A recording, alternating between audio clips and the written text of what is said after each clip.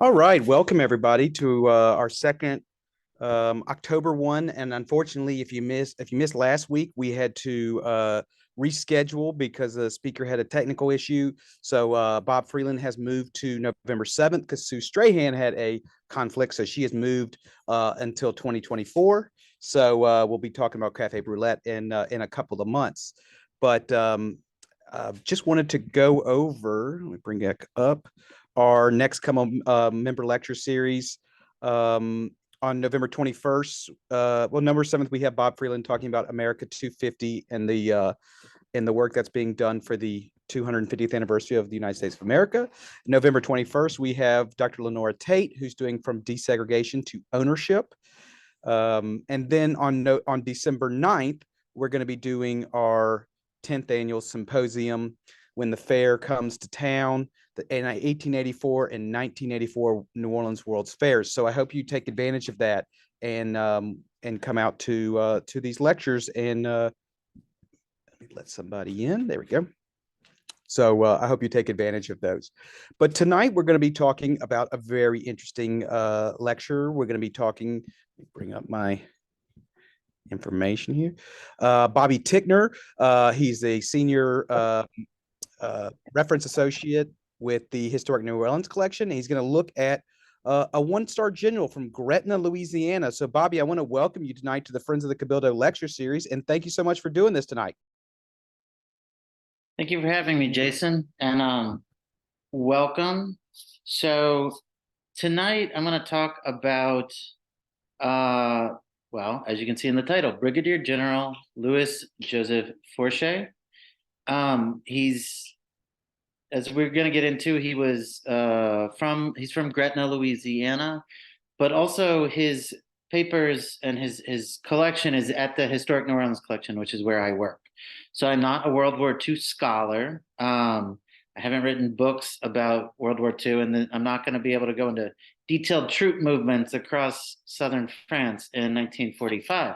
But I'm going to give you an overview of his career. He was involved in some very interesting things along the way, and then give you a little bit of information about the material that exists here at the Historic New Orleans Collection and what the parameters of the collection that we have. So to start with, this is a picture from the collection of him in uniform. This is after 1944, I believe, because that's when he was promoted to general, and he's clearly the rank of general in this picture, but we don't have a precise date on it.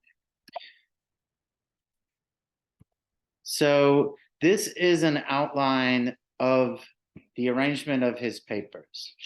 So you can see the folders are numbered here. We have personal papers, career papers, intelligence, miscellaneous, maps, three-dimensional items, which we have a lot of his medals, which are actually really, really cool.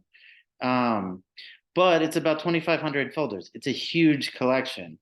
And one of the reasons I got interested in this collection with my job at HNOC is I think there's a lot of valuable research that could be done here. General Fortier does not have a biography written about him. He's a one-star general. I think he's kind of on the cusp of that. But as we're going to find out, he was involved in some very interesting intelligence operations, both in World War II and then later. He did some very important things. And I actually think he would be a good candidate for a biography. And you would obviously have to go to DC and the secretary or the Defense Department records to get some of this information. But I also think the material we have at the Historic New Orleans Collection is invaluable for anyone that was going to work on him and his career. And just to give you a little background on the collection, so like I said, he was from Gretna, and he lived in France and Europe and DC and lived in a lot of different places, but he did retire back to Louisiana. And then he died in the early 70s, and his widow had all the material at her house. They had a small fire at the house, and one of her friends, the Ernest Villery, told her she should probably get that stuff out of her house, and so it doesn't all get destroyed in a fire. And he had some connections back in the early 80s with the HNOC, and he was the one, from my understanding, that helped facilitate the donation to us. And the other thing I want to say this before we get really started as well is that although I said he doesn't have a biography written about him, that's true in a sense, but his son did do a kind of a self-published book on him and his career. His son was old enough that he actually enlisted by the end of World War II. So the son was with him in France and then later in Yugoslavia, as we're going to see, and had some of his own personal remembrances. And the book that the son wrote is called Before the Field of Crosses. So before a lot of the death and destruction of World War II, the Field of Crosses are a lot of the cemeteries across Europe that hold the American war dead. And so this is a story before that. And it's a good, useful book.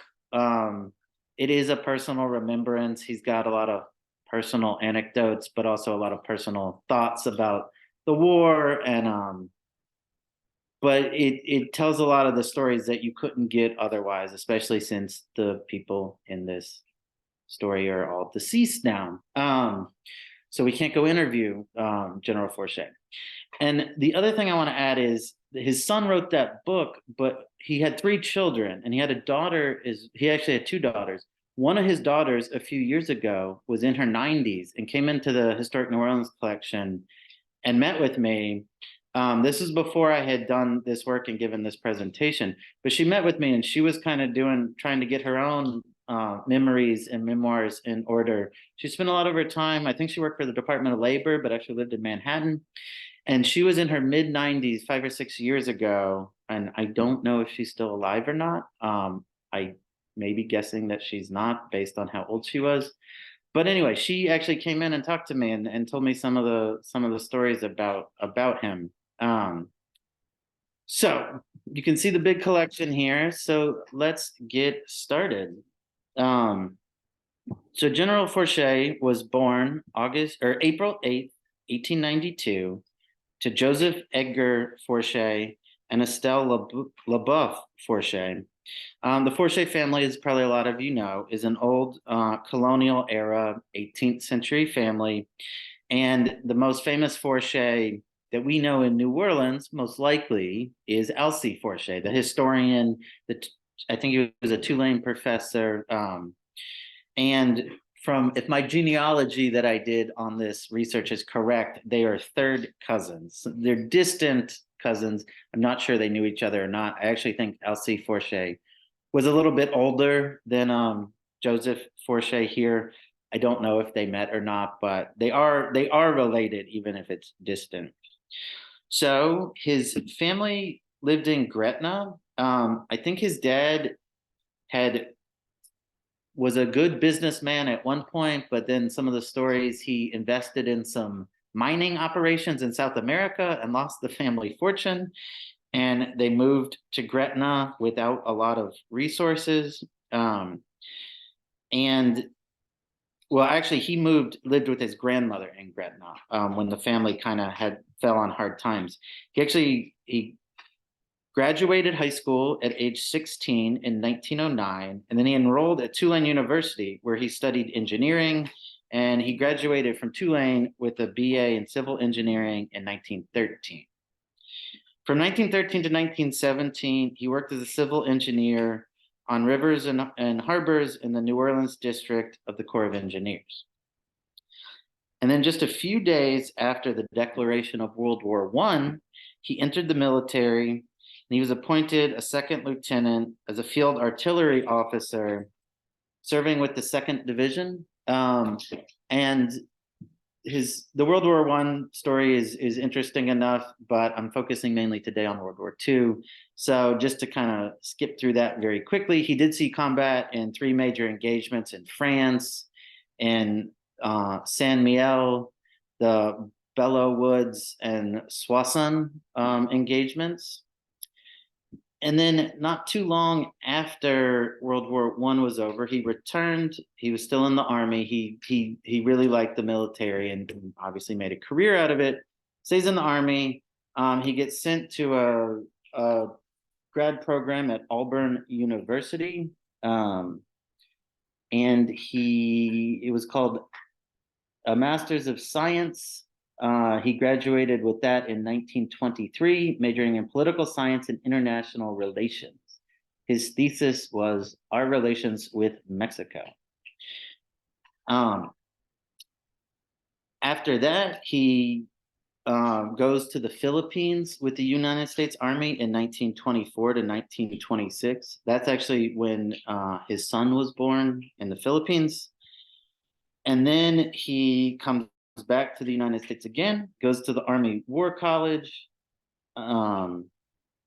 He graduates there in 1935. Well, he's there in 1935, 1936 is the year he graduates. And then at that point is when he gets the first big move of his career. I assume, well, fighting in World War I is big, but he moves to the École de Guerre in 1937, which is a French military school, and he's studying military tactics, leadership. He's still an artillery officer, so he has an interest in artillery, and it's there 1937 to 1939. The other thing, ostensibly, he was just a student, but he was recruited at that point. Things are getting hot in Europe. He is recruited to start gathering intelligence and is starting to be asked by the military to send intelligence briefings back. One of the things his son writes about a lot is that he surveyed the Maginot Line and did not think highly of their defenses and the way they staffed it, and did not have any confidence that it was going to hold up when the time came. And sure enough, as we all know, he was very correct about that. It capitulated very quickly. And Fortier in his remembrances and some of the dispatches he sent back is very clear about that. He was a student. He spoke French growing up in New Orleans and being from a Creole family. That's part of the reason he was selected for this position in Paris. He also met a lot of other European contacts, other people from other countries in Europe that were attending this school. These contacts helped him later in his career. As he's in Europe, he has these pre-existing relationships that really do help him get pretty far. And let's see, the next slide is, this is a copy of a letter, and I apologize, I put a number of letters in this presentation because there was only so many pictures that we have in the collection. There are a couple pictures you'll see later. I know you might not be able to read all of these letters, but I wanted to show something. This is a letter from someone at the War Department who is, I guess his name is Soniat. We couldn't read the initials at the beginning, but he's congratulating Fortier on getting admitted to the École de Guerre in France. Skipping ahead a little bit, let me talk a little bit more before we get to the contents of this letter. So after he graduates 1939, this is the beginning of World War II in Europe. Hitler's already starting to make moves. The United States is not at war for a while. We know this, but it's worth mentioning just to make sure. And he gets sent to Belgrade as a military attaché to the diplomatic, or the embassy, I guess, in Belgrade. So he's attached there. At this point, he is absolutely functioning as an intelligence officer. He has diplomatic protection as part of the embassy as well, so that's important. And it's really in Yugoslavia and Belgrade that we're going to see a lot of the fun and kind of crazy stories that he gets himself involved with. I'm going to go through those in a minute.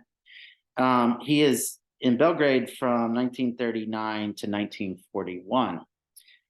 One of the things that's significant here, and his son really hammers this home in his book, is that he had cultivated a lot of intelligence sources, both from just being a personable guy it seems like people generally liked him, but they also respected him. So he's meeting these other military men, the other attaches from different countries, and the diplomats, and they all seem to respect him a lot. He gains their trust. He also gains the trust of a lot of the Serbs in Belgrade as well, including some of the higher up generals. He gets word of Hitler's attack on Poland before the other Americans notice. He actually sends a coded dispatch back to Washington, D.C., to the head of the army, talking about he knows that Hitler is going to attack Poland on this and this date. There were some questions of when Hitler was going to do it, or some people thought Hitler might attack South and not go to Poland right away. But Fortier got this information, sends it along, and he gets told that they couldn't confirm it from any of their other sources. Again, he's in Southern Europe, in the Balkans, and the people in Poland, the people in that side, the Americans in that side of Europe are not getting this information. So they actually tell him to quit spreading rumors and kind of chastise him. And he thinks that his career might be over at this point. But then he realizes that he feels very, very strongly about the intelligence, and he feels very strongly that he knows something that needs to be sent. At this point, he decides to, I don't know if you call it go rogue, but he goes and sends a dispatch directly to the White House because he needed to send it to the White House because he wanted the president to see it. He didn't encode it. It turns out the Germans were able to read this dispatch, but he did get through to the White House. And there's two outcomes of this. One is Roosevelt then sends a letter back to, or a telegram back to him saying, please keep sending information. And the people in the army officers in DC who had told him to quit spreading rumors also back down and tell him, please send all the information you have. Because of course his intelligence was correct and Hitler did attack exactly as Fortier had told him. The second thing that happens here is the Germans have read this correspondence, know he got information correct, and then put a bounty on his head. Obviously, as we already know, spoiler alert, he doesn't die until the 1970s. They do not kill him, but it does make some of what he tries to do over the next couple of years complicated because the Germans have put a bounty on his head. Although he at various points encounters German army officers and they don't arrest him or kill him, as we're going to find out. And then the other thing that happens in Yugoslavia in 1941 is they have a coup d'etat. The ruler of Yugoslavia, which was formed by the Allied countries after World War I, and it involves a number of different ethnic groups: Serbs, Croats, Slovenes, people from Montenegro. There's various Christian, Roman Catholic, Orthodox, Islamic people. So it's this hodgepodge country that was kind of forced together with a bunch of different groups. The king, and they install a Serbian family as king of Yugoslavia during World War, or after World War I. The king at this point, the king gets assassinated at one point, I think in France actually, and so his minor son is anointed king, but his uncle is made regent, and his uncle, who is I believe Peter II, is trying to figure out what they want to do with Germany at the gates. It's pretty clear between Italy and Germany, the Axis powers, that Yugoslavia is going to get into the middle of this war.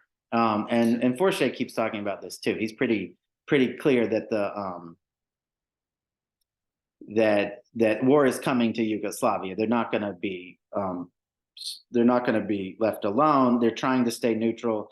So anyway, this regent, the uncle of the king, decides to make peace with the Axis powers. He signs an agreement, I think first with Hungary, but later with the full-on Nazi party. He is a Serb. He knows he's the king or the regent. He's trying to figure out the best path. It's complicated. He didn't want the country to get bombed and destroyed. He was thinking he was going to save lives by doing this. But what happens is, even though he is a Serb, this is not popular with the Serbs. They fought very strongly in World War I. They are not German friendly for the most part. However, the Croatians are. These groups are all in one army together. So what ends up happening, and Fortier was probably part of this to some extent, is there's a coup d'etat where they overthrow the regent and bring in the 17-year-old king and make him commander or leader of the country. He immediately, with the help of the generals who engaged in the coup d'etat, repudiate the treaty with the Axis powers and repudiate the treaty with Hitler. And this leads to the Germans invading within a few days. This is, I think, March of 1941. And one of the things that I wanted to say is that Fortier's son in the book he wrote said that General Fortier would never reveal his intelligence sources, even to his son, like 20 and 30 years after the war. He wouldn't talk about it. So they don't know exactly where he got the information, first about the Nazi invasion of Poland, but also it's unclear how directly he was involved in the coup d'etat. It seems like the British were definitely in favor of this coup, given their position with the Nazis. They were trying to make sure that the Balkan countries didn't roll over. And Fortier was definitely allied with the British in this case. He does talk a little bit in a report I read that was done in the 1970s. It wasn't a report. It was actually an interview with someone who was a historian who was writing a book. And we have printed copies in the collection. He answers a bunch of questions, and he does talk about meeting some of the generals and other army leaders of this coup that are Serbs at nighttime. I think he even talks about exchanging information in a cemetery one night. So there's some furtive stuff going on. And he did not set up the coup d'etat himself, but it seems like he knew what was going on and was definitely part of this.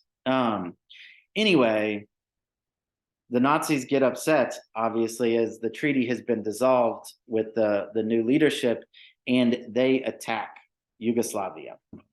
It happens very quickly, and this folder, or this letter I have up here, is from April of 1941, and it's dispatches from German and the American military attaches that are writing, asking essentially for help and explaining that Germany is attacking Yugoslavia. So at this point, Fortier works on getting his children out. They actually send all the children that were part of the embassy. There was about 8 of them. The oldest one is a 15-year-old boy. They send them out and get them to Italy, which, again, Italy is an Axis power, but the United States is not at war with the Nazis or the Axis powers at all at this point. So it's kind of tricky. They end up getting the kids to Rome and then eventually Genoa, where they hop on an American frigate or some sort of ship and sends them back home. And then his children spend the rest of their time in New Orleans for the rest of the war, at least.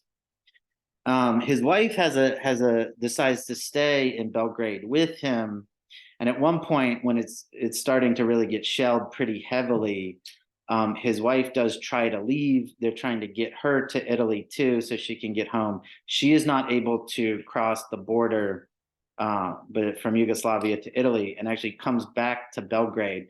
And it's apparently she didn't talk about her experiences too much, but there seems like she found a Serbian or a Croatian deserter who didn't want to join the Nazis, but didn't want to fight the Nazis either. And he's got a truck, and she kind of makes him drive her around, and she gets back to Belgrade. It's actually a pretty crazy story. But the other story I want to tell you is about Fortier himself. And whenever the bombing is happening, he's trying to get as much intelligence as he can. And what he wants to do is survey the German lines, survey the German blitzkrieg, look at the tanks and the artillery they have. So he actually takes an old Buick that he was given that he used to drive around Belgrade, and he just drives out to where the Nazis are. They've mostly bypassed Belgrade at this point with a little bit of shelling going on. they're moving towards Greece is what their ultimate goal here is. And he drives, I think he actually makes it all the way to the Hungarian border and checks out the German forces, takes his notes, sees what they're doing, and decides he needs to get back to Belgrade to pass along his information. But at this point, he's behind the German lines, and he's trying to move around behind the lines. And although he does have diplomatic immunity, and again, it's super complicated. Like I just said, he's got a bounty on his head, but he is supposed to be immune. The Americans are not at war yet. He's driving around. He also in Hungary, he picks up a man named Cecil Brown, who was a CBS reporter. And some of this story is told because Cecil Brown in the early 50s, maybe it's the late 40s, writes an article in the Saturday Evening Post about his experience riding around with Fortier trying to get back to Belgrade, with guns pointed at their face at multiple times. And he does get back. They get shot at various points. They take fire at various points. But he does get back to Belgrade. At this point, and this is maybe the most heroic thing Fortier does the whole time. I mean, that survey of the German troops is pretty difficult, but they make it through. No one gets shot. I think there was a point a German soldier actually said, "We usually shoot first and ask questions later. I don't know why we didn't shoot you, but here we are, and I guess you guys are good to go." It's like that kind of thing. Pretty crazy. But then later on, Belgrade is still being bombed. The Nazis have basically moved on. But my understanding is the Bulgarians, who are now at this point allied with the Nazis, don't like the Serbs. So they're just shelling Belgrade just to kill the Serbs. There's no military benefit to this. It's just harming civilians.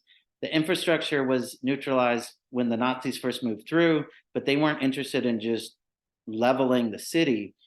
But the Bulgarians are. So it's still getting shelled. And a bunch of some of the Americans and the Serbian leaders meet up and are trying to figure out how they can get this bombing to stop. Again, it's not serving a military purpose at this point. And they decide what they're going to do is Fortier is going to, again, cross enemy lines with a letter from the Serbian generals asking the Nazis to stop. At this point, Yugoslavia has capitulated. And the idea is that the Bulgarians will stop when the Nazis tell them to. But he has to get through enemy lines. And one of the things he's worried about is that he doesn't want to get stuck at the border with the first low-level officer he meets, because on the one hand, a worst case scenario is someone's going to recognize him and want to claim the bounty. On the other hand, it's going to take him days and days of working through the bureaucracy of moving from one place to the next. So he's trying to sneak through the lines because he wants to get to a headquarters as quickly as he can, and not just a initial outpost. And there's this great story that's actually written about in another magazine article later as well, where he finds an old horse from a man in Serbia, and the Nazis have basically taken everything of value from these people, and the man gives Fortier the horse in exchange for small amounts of silver because it's the only money he has, and he's like, the Nazis will just take this horse as well. He runs through this horse and then eventually gets to a river, and I'm going to read part of this directly from the text because I think it's a great story. And he says, so he's at this river. Wandering along the quiet bank, he discovers a leaky rowboat. He turned the horse loose on the bank. There was no way he could get him across, although he knew how much he would miss the old animal. He then stepped into the boat and rowed himself across. Having arrived in Hungary, he now had to keep hidden from everyone until he could reach his goal. He was exhausted, cold, and just about spent. He had gotten to a point where he thought he could go no further. Finally, he took refuge in a mud hole along a railroad track and fell asleep. He has no idea how long he slept, but when he woke up and looked up from the mud hole, he spied a railroad handcar. Apparently, the crew using it were taking a nap on the other side of the tracks. He jumped up and with strength he didn't even know he had, he finally got it started with the crew running behind, trying to catch him. He then pumped his way through further artillery fire on a railroad handcar, slipped through various German positions, and finally got himself captured by German MPs at the German headquarters. He was shot at several times, but apparently had a remarkable ability to never get hit, quite fortuitous from our point of view. Once captured, he demanded he be brought to the German Second Army commander, and so he met Colonel General von Weeks. When he was brought into von Weeks's presence, he handed von Weeks a diplomatic corps letter. Von Weeks read the letter, laughed, and is alleged to have said to Fortier, "Do you really think that I care what the ambassadors think?" His reply in so many words was that President Roosevelt himself was very much concerned about this wanton bombing, and it could be possible that the United States could go to war over this bombing of Belgrade. Von Weeks apparently told Dad he was bluffing. Dad replied that he might be, but if he was wrong, Von Weeks might still stop the bombing for humanitarian reasons.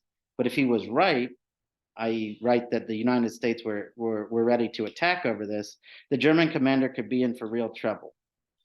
Von Weeks is alleged to have said, "Colonel, I recognize a poker player when I see one, and I have to say you are a good gambler." Whereupon he picked up the phone and ordered the cessation of the bombing. For this incident, Dad was later recommended for the American Congressional Medal of Honor, but because we were not at war, he received the Distinguished Service Medal instead. However, King Peter of Yugoslavia recognized that he had saved the city of Belgrade, and thus the Serbs awarded him their two highest decorations, the Karađorđe Star with Swords, 3rd class, and the Order of the White Eagle with Swords, 1st class. And theoretically, he was the only foreigner to ever receive that second order. At least Fortier repeats this in 1970, something that as far as he knows, he's the only foreigner to ever receive that letter. So he stops the bombing of Belgrade. This is another letter from the collection that kind of goes over in more brief detail some of the same actions I was just talking about. This was written by Fortier himself. This is a carbon copy or an onion skin paper of a document he had put together. So he saved this in his personal papers. The next thing, I thought this was just kind of interesting. When they leave Belgrade, and eventually after the bombing stops, they do withdraw the rest of the embassy and all the Americans go home. He ends up first in New York and then he gives briefings in DC. But their personal belongings that him and his wife had at their house, they did pack up and had sent to be shipped home. You can imagine, given the circumstances in the Balkans at this point, it's pretty chaotic. Their belongings never make it home. So this is a letter where he fills out, he itemizes all his lost items and materials. And it does turn out the US Congress agreed to pony up the money for it. There's one thing in particular that I thought was funny. It's on this page 3 over here, where he talks about how he had a locker at the golf club in Belgrade that all the officers used. And so that middle part on page 3 is his golf clubs and all his golf clothes and his golf balls and stuff. And he is itemizing those too. And I always thought that was kind of funny. In the middle of the war, the man's still worried about his golf clubs. So what's next? So then he comes back to America and they're going to send him to a war college. They recognize his importance and how good he's done. I think he's promoted to colonel at this point, but they want him to train the artillery troops in America for a while. I think they start off in Michigan and then move to Tennessee. And this is the confidential order that we have a copy of that's assigning him to this infantry and the infantry division. He's the artillery commander of the infantry division. It ends up being the 94th Infantry. And then in 1942, August 17th, he is promoted to general. And this is the document, or a copy of the document, that promotes him to general. Some other things that are worth mentioning when he's home domestically for a few years, he is going to go back to Europe, is that King George of Greece, King George II of Greece, comes and pays a visit. He's essentially in exile at this point because the Nazis have taken over Greece. But because he is a foreign head of state, theoretically allied with America, they treat him, it's a royal visit to the Americans. And because of his service to Belgrade, which isn't exactly Greece, but was part of the campaign going towards the Greek people, King George, Fortier is made the aide to King George's visit, and he is given an award from the Greek king as well. I don't remember off the top of my head what that award is. And then later, General Gerard, who's the French general that wasn't de Gaulle, he's in America too. And in 1943, based on Fortier's time in France, plus the fact that he speaks French fluently, he is the aide to that visit as well. And these are big honors for a general, even for a general. This is a big honor, and it's significant that Louis Fortier was selected for that. Oh, and here's a picture of him with General Gerard. Fortier is the man on the far left who's wearing the non-round hat. I don't remember what the name of that type of hat is, but he's the man on the left over there.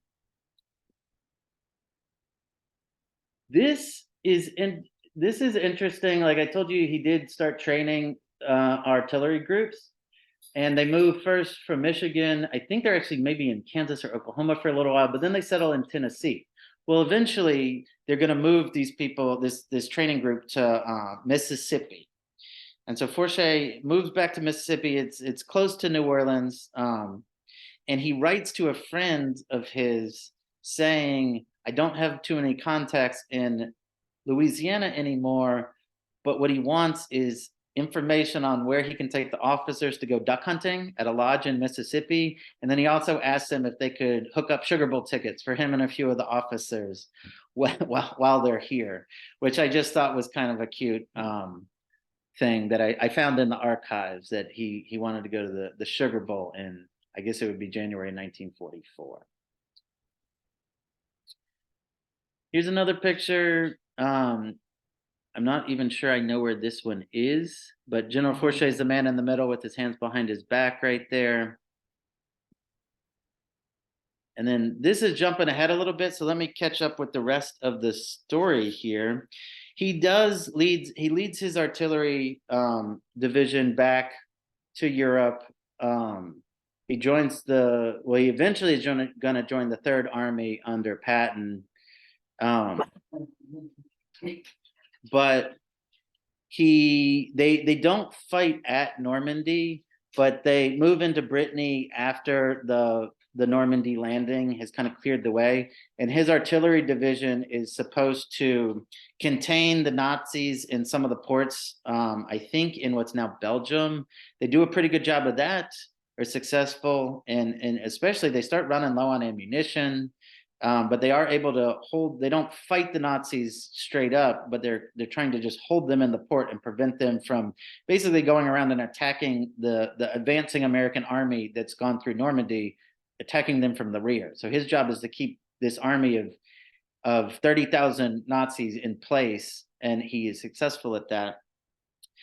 He later moves on to Southern Germany and Czechoslovakia, and that's what this pass is. This is a pass that lets him.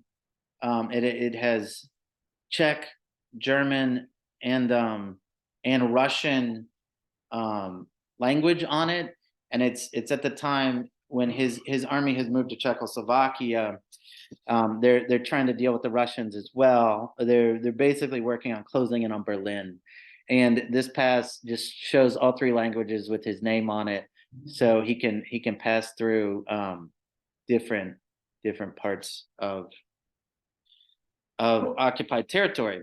And he is in charge of the army that occupies Yugoslavia after the war. He doesn't go into Berlin or anything, but he does stay with the 94th.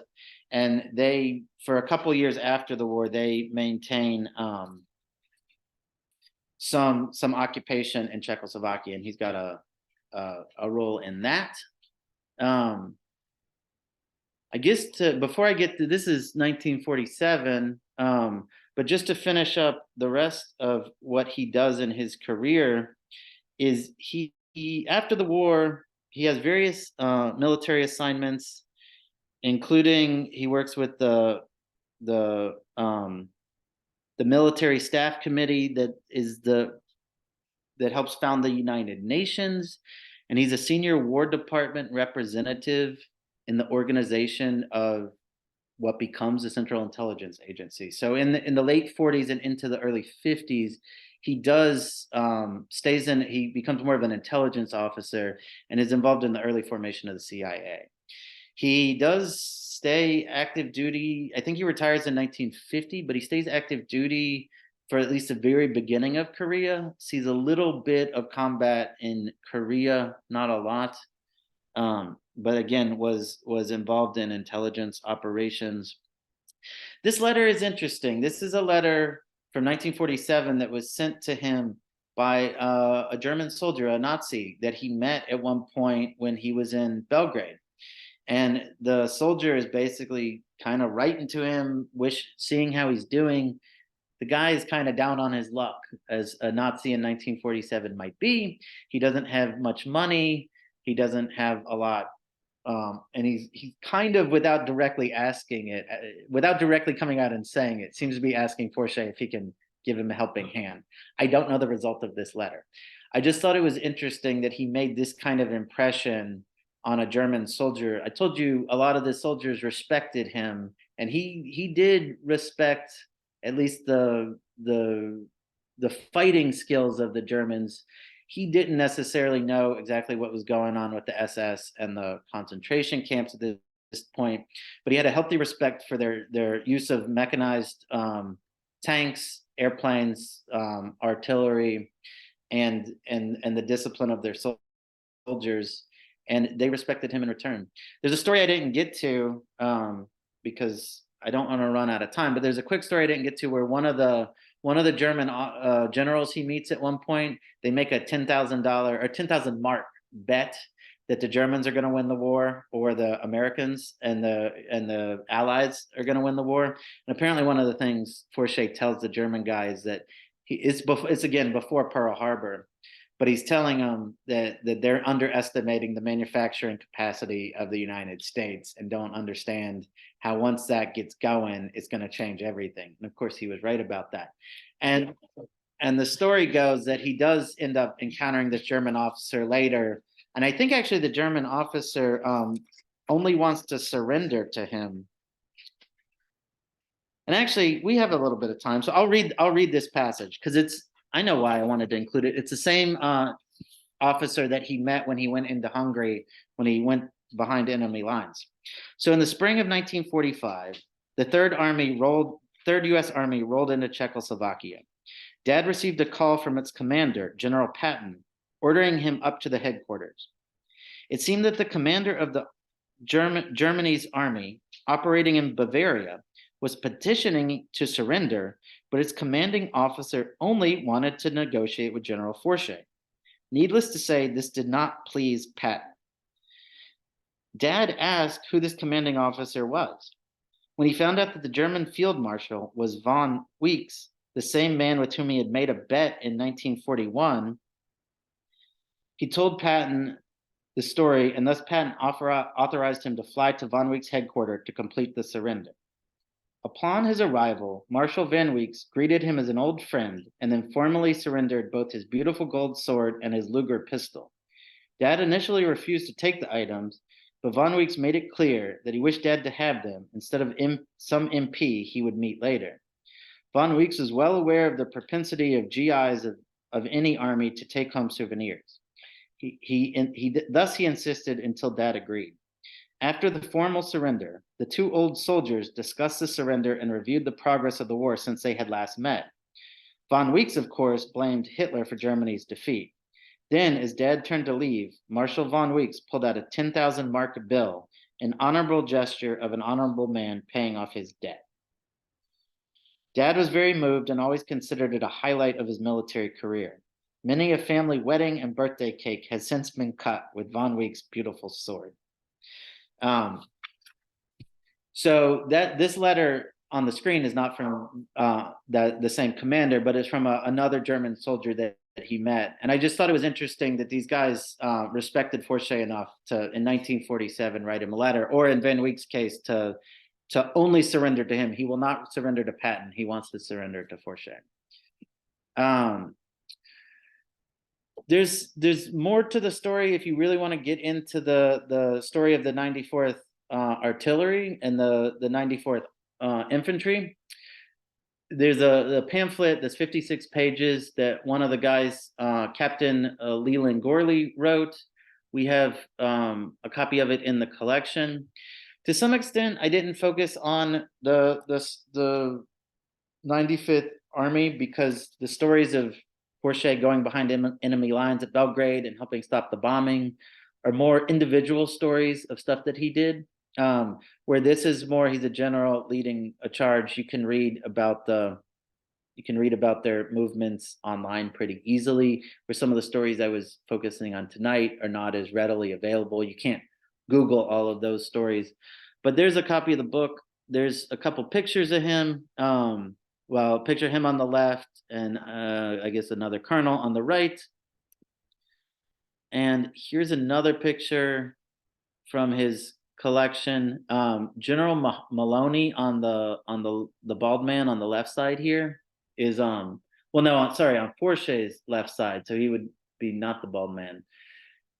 There's a letter in the collection that I didn't reproduce here, where Fortier is writing to someone in DC saying General Maloney always hated him, and they never liked each other, and he blames General Maloney for him never being promoted to two-star general, that Maloney had it out for him. And he's got a whole letter explaining he damned me with faint praise, and he never respected my artillery skills, and our unit was one of the best artillery units in the whole army, and Maloney never gave me credit for it. But here they are in a picture. And then this is the thing I want to close on is I found not in General Fortier's papers, but elsewhere in the collection, audio clip that Ernest Villery, who, if you remember how I started this whole talk, is the one who convinced General Fortier's widow to donate the papers to the Historic New Orleans collection. He gave a short interview. It's actually about 12 minutes, but I have about 3 or 4 minutes of it here. The story that General Fortier told me was that he was stationed in charge of his regiment, and General Patton came over to examine the regiment. After examination, General Patton turned to him and said, "Fortier, this is the first time that I've ever examined this regiment that is worth a good damn. I want to suggest you could be promoted from a brigadier to a lieutenant general," which made Louis very happy. About a few days later, maybe 10 days or 2 weeks, he got a telephone call from General Patton's headquarters saying, "Fortier, if you're not busy, come over here. I want to talk to you." He went over and he said, Patton was cursing all over the place, furious as he could be. He says, "Oh, damn so-and-so's in Washington hate my guts. And when they found out I wanted to promote you, they transferred you to another place so that you're not under my command and you will not get your promotion." So thus ended his promotion. Then Patton said to him, "Are you very busy?" And Louis replied, "No." He said, "Well, take leave and go home and visit your wife for a few days." To which General Fortier readily acquiesced. He went home to Washington, where he enjoyed his wife and children. And the day before he was leaving, he was walking down the street, and a military staff car stopped. And he heard a voice say, "General Fortier?" And he said, "Yes, sir." And he saw General Marshall. He says, "Yes, General Marshall." To which General Marshall replied, "What are you doing here?" He says, "Oh, I'm leaving today to go back, leaving in the morning to go back to my regiment." To which Marshall replied, "You're not leaving at all. I've got an assignment for you. You speak fluent French. You know a lot of foreigners. We're trying to form the United Nations, and I want to put you in charge of forming the United Nations." General Fortier deferred and tried to get out of it, but no hope. So he was put in charge of the United Nations. And so, like I said, the longer interview is about 12 minutes, but that's a section of it. And I kind of jumped ahead and went on to his work with the CIA and the United Nations. He served through the 60s, was very involved in a lot of the veterans organizations. I think he also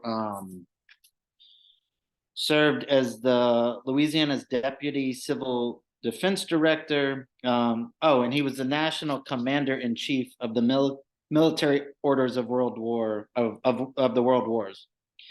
And then he dies November 7th, 1974. I should have looked this up. I believe he's buried in one of the New Orleans cemeteries. I don't actually remember off the top of my head. I'm pretty sure that he is, though. And that is my story about General Fortier. And like I said, I would love to see someone research with this collection. It's got huge research value. There's a lot of really interesting stuff. And this is a story, apart from my little talk here, that hasn't really been told. And there's some very, very interesting parts to this. And I actually think he would be a great candidate for biography. So if you know some PhD in 20th century American history, point them in my direction, and I'll set them up with this collection, and we can churn out a biography of this very interesting man. All right, and that's all I have.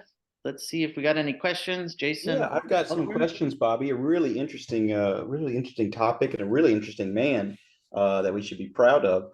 I had two questions. The first one was, how common was it for someone to have speak French that was from a family in New Orleans at that time? And then two, how did the Historic New Orleans collection come into receive all these papers? Because I mean, it's, as you say, it's a wealth of information. Well, okay, so I think it was fairly common for people to speak French. Certainly, he was born in 1892. I mean, I don't know specifically New Orleans versus other parts of the state, but I think we know Huey Long stamped out some of the French-only education in parts of the state in the 20s. So in the time he was growing up, it was very common. I can't say what percentage of people spoke French, but he was from a Creole family, so that's not unusual at all. And then as far as the papers coming to the Historic New Orleans collection, I touched on this very briefly, but after he died in 1974, sometime in the late 70s, his widow had a fire at the house, or I think she might have been living in her apartment. There was a small fire, burned some of the stuff. There's actually, in the bigger collection, there are some pages that have been charred. I guess I don't know how much was actually lost. I don't think it was too much. But so they had this fire, and some of the material was damaged. And Ernest Villery, who just gave this the sound clip that we listened to, was friends of the Fortier family and also a friend of the Historic New Orleans collection. And he's the one who convinced the Fortier's widow to send this stuff to the collection instead of keeping it in her house, where it could have been totally lost. Fantastic. All right. Well, I want to thank you so much for enlightening us on such a great man and a greater New Orleanian. And we hope to see everybody back in November for our 2 lectures in November. And Bobby, thank you so much for speaking tonight. Thank you very much, Jason. All right. Thanks. We'll see everybody in a couple of weeks.